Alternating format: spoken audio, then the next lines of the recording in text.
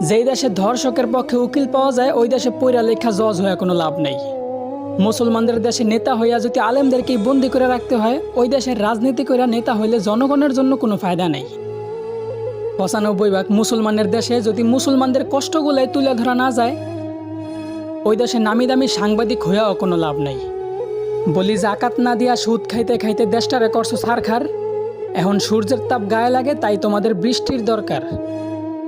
আলেমদেরকে বন্দি করে আবার আলেমদের মাধ্যমে আল্লাহর কাছে বৃষ্টি কামনা করলা। বিষয়টা এমন হইল না যে কোনো এক ফল গাছের গোড়া কাইটা ফালাইয়া সেই গাছ থেকেই আবার ফলের আশা করলা।